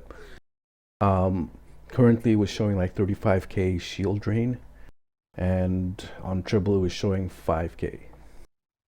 So it's just a massive nerf. And that's massive nerf. That's one of those things that you're worried about, is they see something and it's so overly reduced that if it had been fixed, it would be still decent to use, whereas now it's, no, there's another torpedo I could probably use that'd be a lot better. And it was a good mechanic if it had been working properly. but instead of making it balanced, working properly, now it's something you look at and, oh, do you remember the time? Pepperidge Farm remembers. Yeah. Okay, continuing on with the rest of the notes here. Yeah. Thank you. Go on. Go on. There are some people on the forums upset about this. I don't blame them for being upset, but you have to consider, if you believe that Chemosite was overpowered and causing lag and should have been fixed, then this thing was definitely overpowered and needed to be fixed. Having it nerfed into the ground, below ground, wasn't necessary. Some of these nerfs here were not necessary. Like the reduction in the plasma consoles, 18%, that was not necessary. But let's move on. Supremacy will now only trigger when Fire at Will or Cannon Scatter Volley is active. Now, this is what it said on the tooltip. This is how it was intended to work. Yay. But I don't know why you're happy about Don't that. have a problem with this. There are more important fixes than this, and this is actually one of those neutral things. Like, it was activating when fall wasn't active, or just when you had nothing active, it was still activating. But the way it was works, basically a second lead. yeah, it was a second leech, but it's a neutral change because the uptime of the proc itself means that it's always active anyways, even if you're running fall, which is 10 seconds off, 10 seconds on. The proc itself lasts for 10 seconds, so it would never fall off, even with fall. So this change doesn't really change anything. This wasn't a important fix. I would disagree with that, and here's where I'm coming from with this. For people who are not activating their abilities or didn't properly build their ship with the proper abilities to be able to keep the uptime high for fall or cannon scatter volley, they were benefiting from this when they shouldn't have. So this will reward players who prepare and are good, and for those who are not or haven't practiced properly or don't keep their uptime where they should be, this will say, oh, I'm not benefiting from this. My deeps went down. Why is that? Well, here's the reason why. You were not using all of your abilities to the best of your abilities. Learn. Well, this does nothing for good players, and not so good players are going to be hit by it. So whatever, it's not that big of a deal for me. Hey, a fix is a fix. Winter event. Only weapons. Okay, this English is fantastic here. Only weapons no longer benefit from. I think they forgot a whole word there. No, they were saying the winter event only weapons. All right, no longer benefit from. Winter event only weapons no longer benefit from such skills such as advanced tactics and are no longer affected by traits or enhancements. Their tooltips have been updated to state they damage snowmen and no longer state they do normal damage. Why the hell would you nerf the frickin' snow gun and, oh, look, ground traits? Not on these weapons. I I know, doesn't make right? sense, but I don't know. I don't know, man, because, hey, look, all right, I get it. Snow gun is not like, I don't know, not a pistol, not a shotgun, not a sniper rifle, not whatever, not an auto carbine, whatever. We get it. But, all damage buffs not affecting this? Really? Doesn't make sense. I mean, we do have Snowborg. We gotta have something. Seriously. I know, right? And now a Snowconian. Snowconians, yes. Although we'll be making the Snowconians to fight on the side of the gingerbread men, if I read correctly. Anyway, moving on. Foundry fixtures. I know there's some folks who are actually excited about this here. Take it away, Sarcasm. Remove the volume in the ancient Iconia temple map that was causing issues with backdrops. Updated the description of the locker wall detail objects to include information that one of them is random. Set the Herald groups to level 57. Here's a nice That's a change. little more. That's it for Foundry. Not much. Odd. Here's the big one. Added a delete multiple feature to the mail UI. So basically it's a checkbox that they're adding. So you can go in and check multiple emails and delete them all at once. And there's also a checkbox to select all. Be careful how you use that. Something we mentioned earlier in the show. Project sliders for reputation, guild, alliance contributions. Guild? What? They meant fleet. They're probably playing Guild I Wars think they or mean Neverwinter fleet. or something. They meant fleet. Interesting. Alliance? Armada. That would be Okay. Armada's. Yes. You know what? I think we borrowed the Neverwinter writer and just came in on this one. Yeah. Maybe. All these contributions will now start at the maximum slider value instead of the minimum, excluding dilithium. Dilithium, you still have to slide it over, which is pretty smart. Added a unique banner in the episode journal for category Future Proof.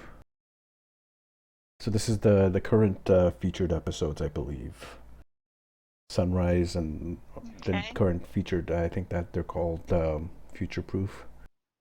Yep. There's now a proper error message when trying to reclaim a ship from the sea store when there's already is a version of it in dry dock.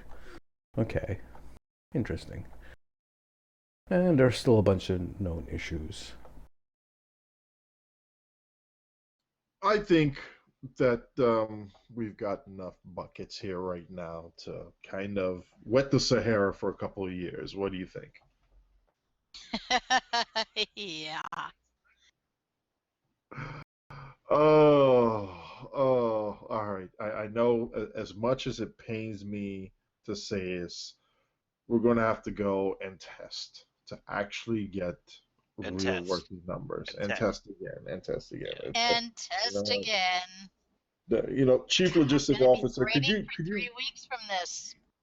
Could you give me some paperwork so I can take a damn vacation from testing, please? I'm working on it. Unfortunately, the paperwork that you submitted for testing, you're still trying to go through it, so we're going to have to work on mitigating that paperwork before I can give you new paperwork. And currently, I have to also approve Sarcasm's upgrades. And we also have multiple sheets of paperwork in triplicate on Spencer's education via our chief instructor because that's going very slow, and I'm tired of seeing that particular piece of paperwork on my desk. I keep having to make him redo his assignments for sloppy handwriting.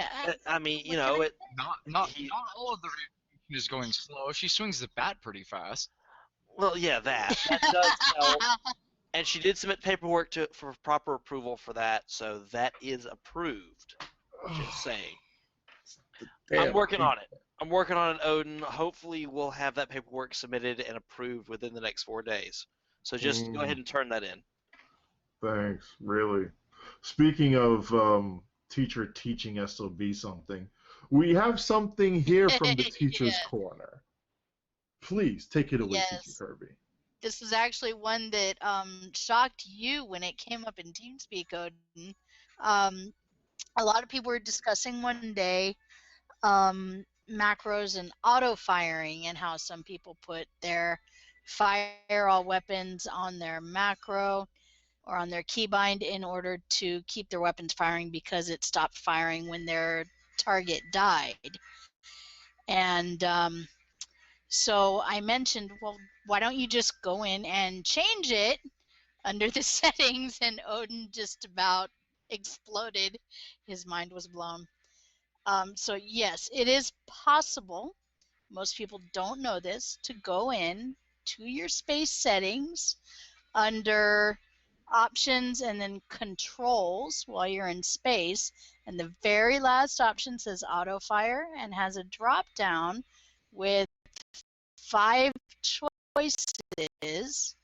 My favorite is toggle non-combat cancels. That means I hit my fire all weapons key one time It continues to fire as long as I am in red alert and there is a valid target within range. There you go. We've been educated by the teacher. And I'm telling you this much. She's actually, this thing literally just went, what? What just happened here? Whoa, whoa, whoa. My mind's been filled with this thing called knowledge. And oh snap, I have a better quality of life on my controls and I can actually fire weapons and they respond a little bit better now. And oh, look, my proc rate is actually going up. My torpedoes can actually get some exploits going on here. Did you just say pork rate? Yes, it was awesome. I'll say proc rate. Boy, I tell you, boy, do not irate me, boy. I will come after you, boy. Attack pattern bacon 5. Anyway. Okay, I just want to bring up beams on a Fayette. The competition is still going. There's still 20 keys to win. And it is basically a screenshot competition. I would like to see a screenshot of beams on a Fayette, or a Fayette shooting off beams, preferably destroying a Defiant. And you can tweet them to me at hashtag beams on a Fayette. Snakes on a plane. Or yeah, you can put them on a Google Drive and share the link. And where would be a good place to share them? We'll share it to one of us and we'll tweet it for you on your behalf. That works. We'll link Sarcasm Detector in there. Yes. And of course, my Defiant will have to come in and blow you up. Because I will say, Mr. Worf, I said fire the torpedoes. Happy wants to know if he can submit videos for non-competitive reasons.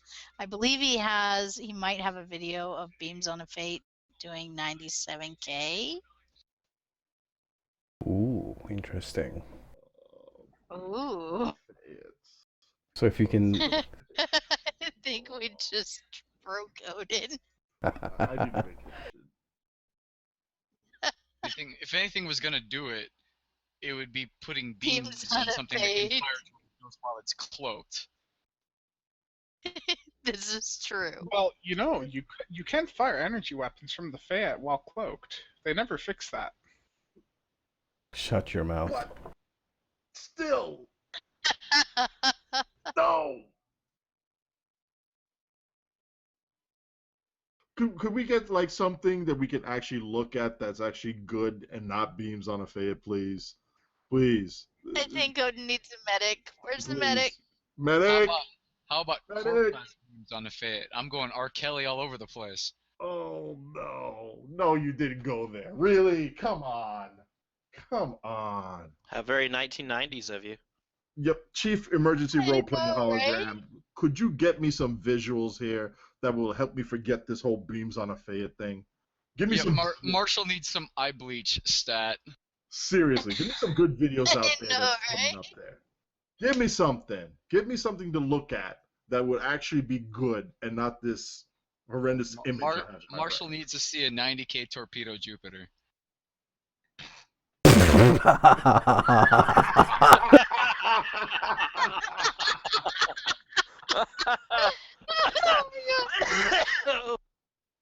Hold on. I think we just Oh, killed so- Timber. I think someone coughed up a lung. My hairball, stop it! Wow. Oh. I will say this: that was not submitted for approval via paperwork. So that no. Unholy. Wow. Ugh. Alright, who's got the duct tape? This portion We of the really- show is brought to you by the DPS After Dark channel. I think we Where broke anything Cam too. I just want to let you all know that Didn't we- Cam is broken. I- Odin slowly afterwards. I am too. Just give us a moment. We've got medics standing by. They are attending to our crew as we speak. Just give us a few Oh. moments. Duct tape and rubber cement is being distributed. It's okay. Medic, I need a hypo spray with sanity in it, please. Holy cow! That was good. And That was good though. somebody bring us these videos that are coming by us here. I mean, we have a YouTube video by user Tom on Star Trek Online 2015. What's Tom this is a about? beast. Tom is a beast, and I'm in that video. Really now? Please do tell us about it. At 2 minutes, Interesting. keep your eyes open at 2 minutes in that screenshot video, if you please. That is an Will excellent. do. I actually wanted to comment on it before. Tom and I are friends, and that's a hell of a video. He's got some real talent for screenshots. So that's your Odyssey? Yep, that's actually the Mundo Caney. That is literally my Odyssey. Nice. So you're now YouTube famous. So what's this video about? Tom really should be famous. So tell us what this video is about here, because Cam needs to be educated a bit on this. Myself, yeah, I'd love to. I mean, basically, Tom is pretty well known in the community already for just being really good with screenshots. And I know that sounds simpler than it is. Just like saying it's, being good at videography sounds simple, and it's not. He has a really good talent for compositing, for lighting, for making things look epic and dramatic. He's really good at that. And if you watch this video, you'll see stuff that you're already familiar with, but you'll probably see it with new eyes. You'll see it with context that you didn't see before. He has added some processing to some of these screenshots so they look extra cool. But basically, it's just like I said, it's just a slideshow, if you will. But it's an epic couple of minutes. I definitely recommend it. Cool. It covers everything in STO too. It's not Fed centric. There's a little bit of everything. But we're definitely gonna be watching this. Yeah. TimberWolf, what about your video? Well, honestly, the one that's been getting a lot of hits from mine is I did a review of the Steam Runner Blockade Escort Retrofit from Steam. I also did a blog review for Loot Critter's website, which it's still up there. It's on the main page. Mainly, it was on sale during Black Friday, and our buddy Tankia kept saying in After Dark, "Get a Steam Runner!" So I did. It was encouraging shenanigans. It was encouraging shenanigans, but Steam upon Runner's review, great ship. It's a poor man's Fed bug ship. it right out of the box with a subpar dual beam bank build and me not being, used to piloting dual beam banks, almost 52K in an ISA run, and that's with some of its limitations, like a ensign science. You only have one science bridge officer. It's a ensign, so you have 2 lieutenant engineers, and then the rest is tactical. So it does have some limitations, but for its age, it is still a good T5U starship. It's still a good escort. I happen to like flying it. It's got a weird console. I used to run it a lot as a healer. Yeah, Tankia likes to go in and troll people in ISA with that console. He says he loves the QQ of making sure people don't get GDFs. And I've seen him, and it is kind of funny. I used to GDF cock block Jenna all the time. But suffice to say, I enjoy that ship. It's the second escort / destroyer that I've done. The first one was more, I believe it was a raider, the Baltimore Raider. So getting used to these smaller, more maneuverable starships has actually been fun for me. So I'm trying to find another one to review. Something as unique as a Steam Runner, at least. Like I said, that console used to be actually kind of useful in PvP because it cuts shield bleed through to 0. Well, because of this, I am lobbying for a T6 version. That'd be cool. It's kind of interesting too. The original name of the ship is actually the Stream Runner, and there was a typo made in production that made it the name that we all know today. Now, I have to say this though. Did you at least put a tri-cobalt on it and fire it once? I did, and for those of you that have watched the video, buddy of mine, Andrew, his name is Admiral Kraus in the Armada modding community. You're going all the way back to 2001 when it comes to the game Star Trek Armada. The steam runners were well known in that game as being artillery craft. They only had a tricobalt torpedo, and it was a splash damage weapon. Yep, long range. Long range splash damage. So, you look at this ship and you're like, all right, where's the tricobalt? Yes, I did, Odin. For nostalgia purposes, I did put a tricobalt on there. It was a fleet tricobalt. I was saddened by the fact that I did not slow the speed down of the ship by 75%, and that the tricobalt didn't have a humongous AoE explosion afterwards. But it was kind of funny. It was just kind of funny. All right, going to the last video here, we do have a review by Zeph Films Incorporated of the Jupiter-class carrier, and it's titled Fresh Out of Space Dock. We're going to include a link in the show notes as well. As usual, Zeph quality production. Yay. I think One it's other a thing- review, though. It's Go more on. of a... It's Oh, more sorry, of a a it's more- showcase. yeah, a video showcase. Visual. Yes, yes. And let's see here. There was one other thing that I actually picked up from Reddit here, by a one iFirebird on need help with tracking your tunes per account. There's a spreadsheet that was on there. I glanced at this. I'm one person who doesn't have a lot of tunes to manage, so it's literally just one pass. I'm done. Okay, I can go and play the game now. Is anybody else look at this thing? Because this thing looks intricate. I'm not kidding you here. This is a full-blown, holy heck, what is this thing? And according to iFirebird, it's not even done yet. It's just, it's nice. It's very, very in-depth. Go check it out. I mean, it's mind-blowing just to even look at this thing, and I'm like, wow. Interesting. I have bad flashbacks of EVE Online when you start talking about spaceship games and spreadsheets. Oh, yeah, yeah. Spreadsheets online was not fun at all. I expected to come in and go zoom, zoom, and boom, boom, like I do in STO.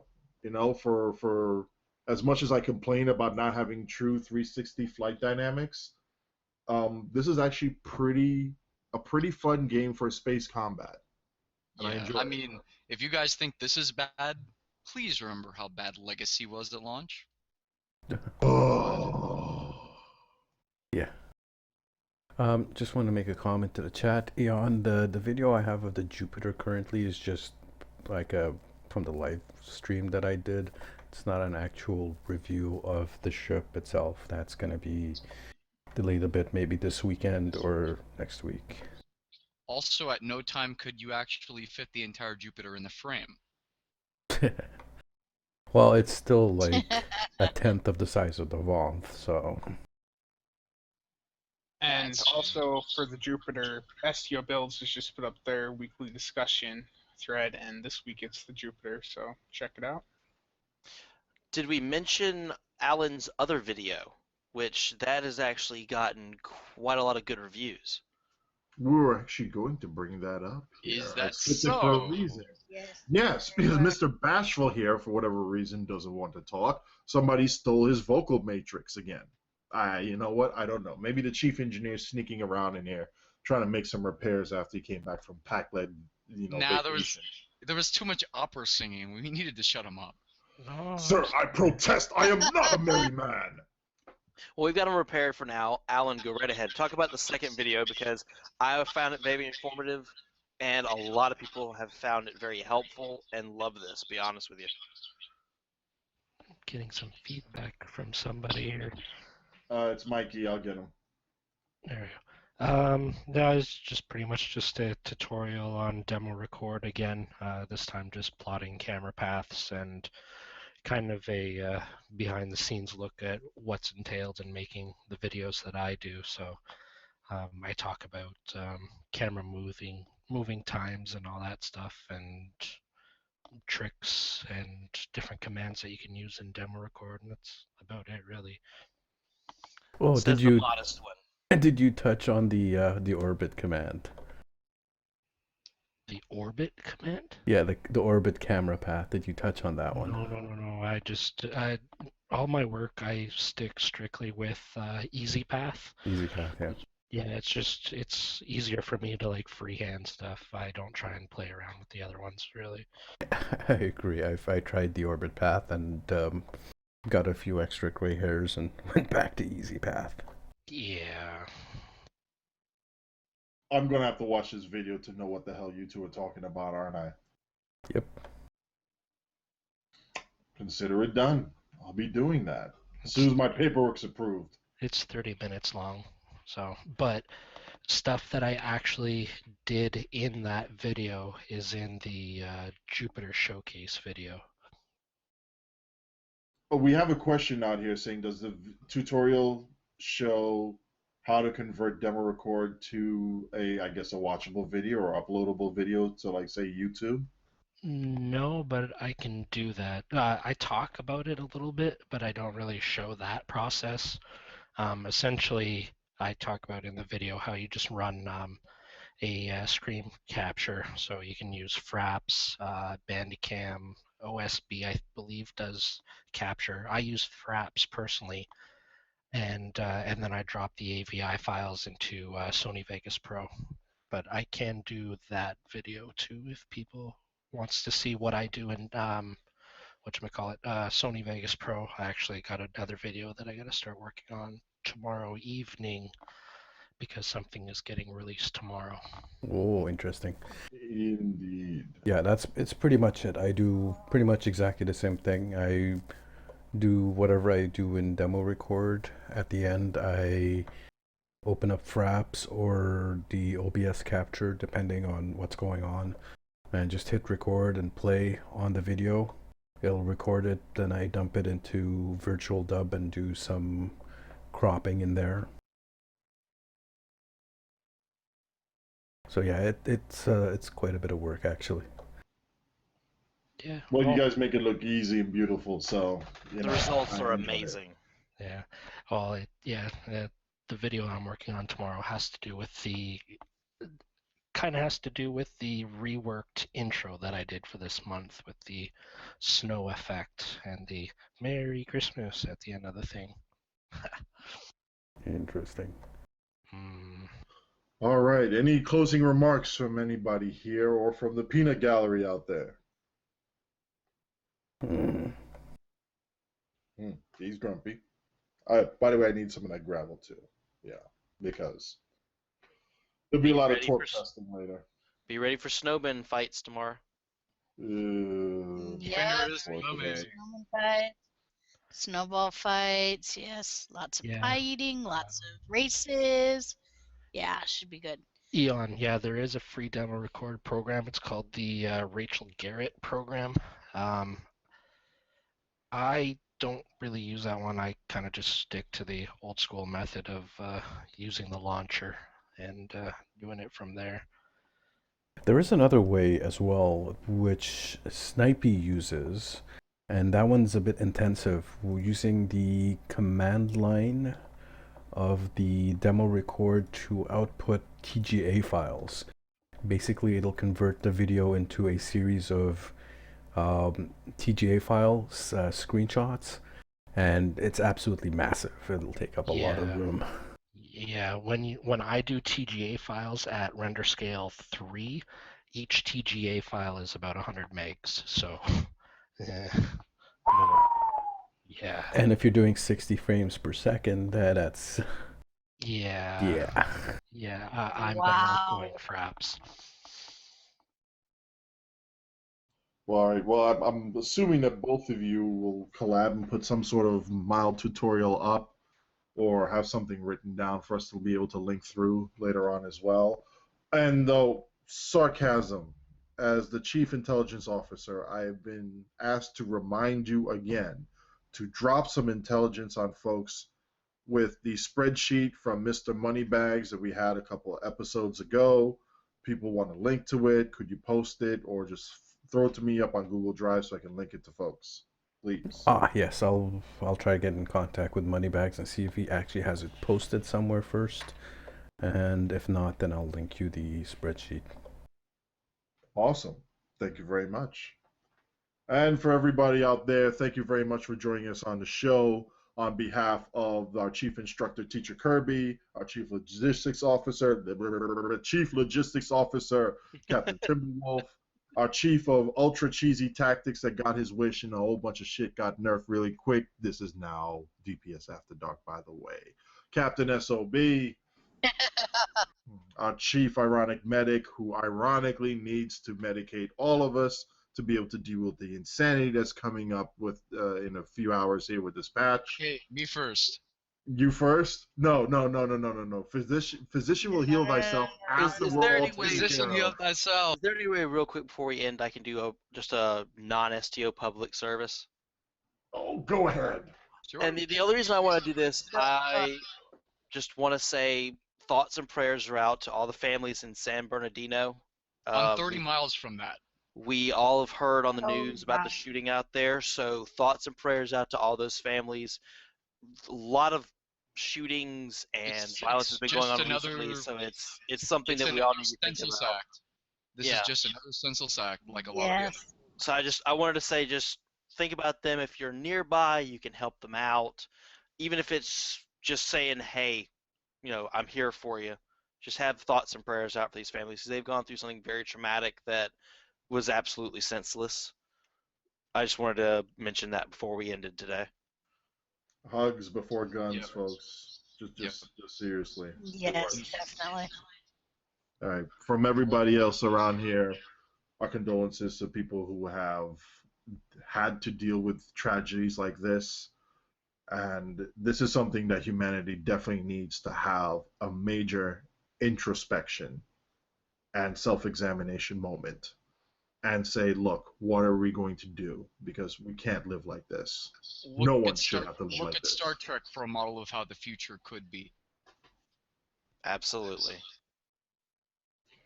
Everybody out there, thank you very much for enjoying the show. Have a good morning. Thank you, everybody. Good night.